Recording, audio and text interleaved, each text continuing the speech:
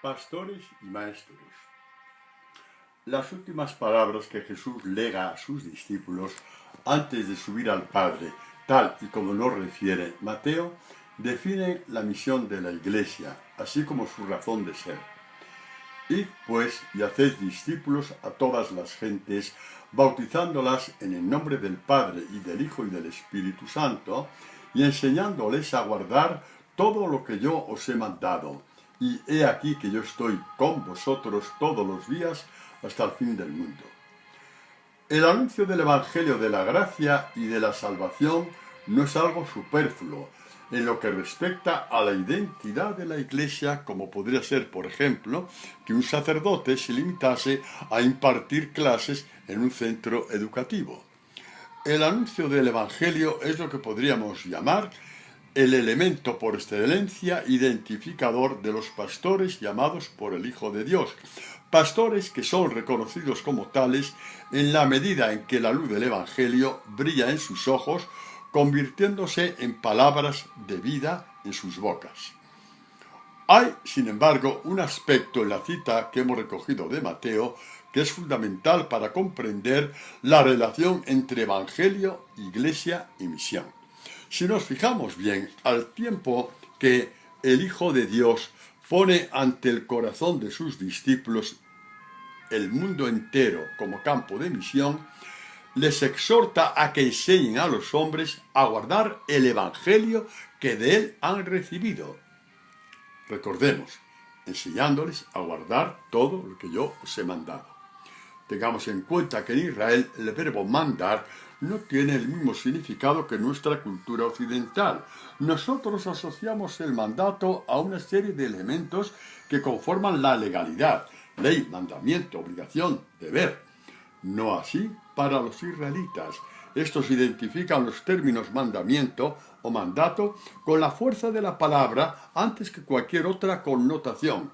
El mismo Jesús llama mandamientos a las palabras que su Padre le hace oír en orden a su misión.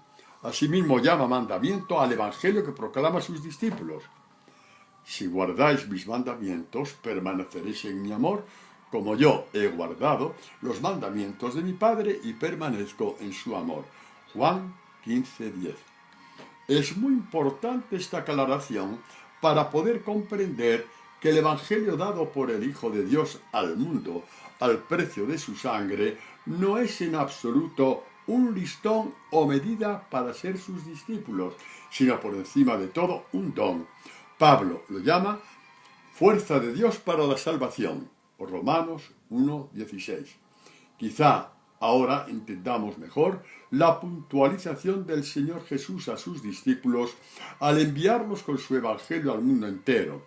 No les impuso a convencer a nadie, y menos aún a que se comprometan con una serie de normas hasta alcanzar la idoneidad exigida para formar parte de la inmensa multitud de discípulos. La actitud llegará en su momento y como fruto de la fuerza de la palabra que escuchan y guardan en el corazón.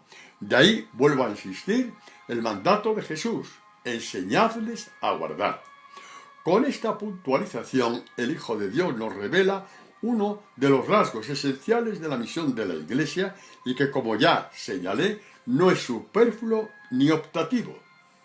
Guardar la palabra no es una faceta o corriente de la espiritualidad de la Iglesia. El mismo Jesucristo subraya que este guardar su palabra es la prueba cristalina y diáfana de que una persona ama realmente a Dios. El amor tal y como es, sin sugestiones ni sublimaciones generadas o sobrevenidas por carencias humano-afectivas o por otras causas. Es más que evidente que todo esto que estamos diciendo no tendría en absoluto ningún valor si no estuviese apoyado, más aún testificado, por hechos concretos y palabras textuales del mismo Hijo de Dios. Solo bajo su autoridad nos atrevemos a llevar adelante estas reflexiones catequéticas que por sí mismas marcan indeleblemente el carisma y el ministerio pastoral. En el corazón y la mente de Jesús, sus pastores serán también maestros, ya que han de enseñar a los hombres a guardar en su corazón la palabra que ellos mismos guardan. Buscando, pues, la autoridad del Hijo de Dios, nos unimos al grupo de los apóstoles y con ellos compartimos mesa alrededor del Maestro y escuchamos su bellísima catequesis durante la última cena. De ella entresacamos esta cita: si alguno me ama, guardará mi palabra, y mi Padre le amará, y vendremos a él y haremos morada en él. El que no me ama, no guarda mis palabras. Juan 14, 23, 24. Puesto que nos hemos colocado junto con los apóstoles alrededor de Jesús, vamos a intentar recrear el cuadro de aquella cena para poder apreciar mejor sus palabras. Les está hablando de la vida eterna que van a recibir como don suyo, y sobre todo les habla del Padre.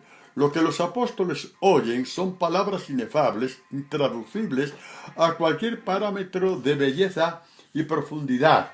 Veamos, si no, el que tiene mis mandamientos y los guarda, ese es el que me ama, y el que me ame será amado de mi Padre, y yo le amaré y me manifestaré a él. Juan 14, 21. No sabemos hasta dónde pudo llegar la comprensión de estos hombres ante estas confidencias de su Señor y Maestro. Sin duda que pesaba demasiado la casi certeza de su muerte ya próxima. Recordamos que Judas había salido de la sala para consumar su traición. Aún así, uno de ellos, Judas Tadeo, se preocupa de todos los hombres y mujeres de la tierra, y de ahí su pregunta: ¿te estás manifestando a nosotros? ¿Y qué pasa con el mundo entero? La respuesta de Jesús es toda una declaración de intenciones acerca de la misión de estos hombres que están junto a él y que alcanza a la Iglesia entera. Su mayor servicio al mundo consistirá en ser anunciadores de sus palabras. Por ellas, su evangelio, el hombre llegará a saber que Dios le ama, que se le manifiesta, incluso que convive con él. También sabrá que su llegar a amar a Dios no tendrá que ver nada con un espejismo o delirio patológico. No hay ninguna sublimación, puesto que es Dios mismo quien se abre al hombre. La respuesta que Jesús da al apóstol que acaba de preguntarle ya la vimos anteriormente. Guardará mi palabra, le dice Jesús. En ella está encerrado, contenido el amor de Dios. Y mi Padre le amará. En ella, nos dice Juan, está la vida. Esta se abre desde la palabra y da su fruto el amor. Un amor a Dios sobre todas las cosas y al prójimo como a sí mismo. Y ahí encerrado todo camino de perfección y toda la moral, pues como dice Pablo, el que ama así desde Dios a su prójimo ha cumplido la ley, no le hace daño. Romanos 13, 8, 10. El que así ama nos parece seguir oyendo al apóstol: no mienta a su hermano ni le engaña, no se sirve de él ni le roba, no le calumnia, no le ofende, le ayuda sin juzgarle. Esto es lo que hace el que ama a su hermano, tanto al que tiene a su lado como al que vive más allá de sus ojos y fronteras. Así es como ama a Dios, y los suyos son los que guardan su palabra. Lo son por pertenencia, que por encima de todo es compañía y convivencia con él. Vendremos a él y haremos morada en él. En este sentido podemos hacer nuestra la sublime intuición de Paul Jérémie. El Evangelio es el tarro precioso de donde Dios saca sus ternuras para con nosotros.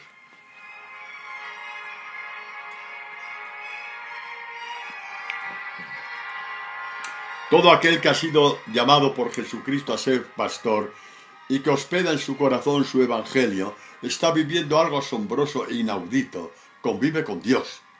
La palabra albergada en su interior forma en él un corazón apto para conocerle, como nos dicen los profetas. Jeremías 24, 7.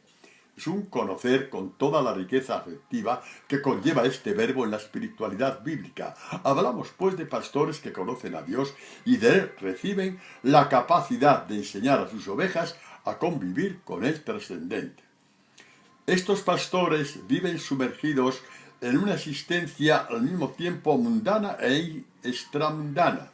Están en el mundo, su campo de misión, sin ser del mundo. Son pastores para todos los hombres, no porque sean mejores que ellos, sino por aquel que vive en sus entrañas. Viven, si se me permite, una especie de metáfora al ritmo de una prodigiosa aleación de cuerpo y espíritu. Esta forma de existir no les repliega sobre sí mismos, más bien al contrario les impulsa a abrirse con los tesoros que de Dios han recibido al mundo entero sin excepción alguna, a un mundo pobre, carente y escaso de vida por la inmisericordia y brutal opresión que ejerce sobre su alma el Dios dinero. Mateo 6:24. No en vano Jesús ofreció a todos los hombres esta invitación tan especial como necesaria. Venid a mí, todos los que estáis cansados y sobrecargados, y yo os daré descanso. Aprended de mí, que soy manso y humilde de corazón, y hallaréis descanso para vuestras almas. Mateo 11, 28, 29. El drama que cargan tantos y tantos hermanos suyos impide a estos pastores hacer oídos sordos a sus gritos de auxilio, por lo que, al igual que Pablo, se exhortan a sí mismos diciéndose: ¡ay de mí si no evangelizare! Primera de Corintios 9, 16. Bien saben estos pastores que su alianza con Dios, con el que conviven por la palabra guardada, solo es válida real si se desdobla en alianza con los hombres, todos, los lejanos y los cercanos. Por eso están prontos a partir a donde su Señor les envíe. No hay frontera que se resista a una alianza tejida con los hilos del amor eterno e indestructible de Dios. Estos discípulos son pastores según el corazón de Dios, lo que les hace insultantemente libres. No están sujetos ni condicionados por la última lumbrera, entre comillas, cuyo esplendor no pocas veces es como flor de hierba que se seca y desaparece. Primera de Pedro 1:24. Son auténticos hombres de Dios que Él regala al mundo. Se identifican con aquellos discípulos de los que habla Jesús.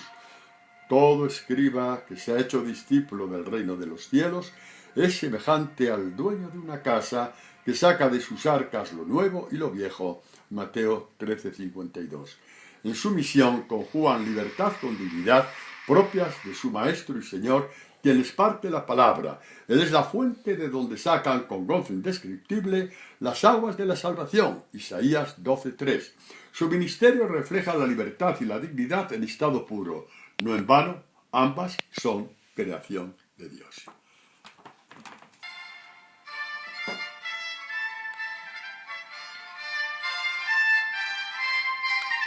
Y hasta aquí, queridos hermanos, hemos escuchado las palabras del padre Antonio Pavía referidas a la 12ª catequesis del tema Los discípulos de Jesús y el Evangelio.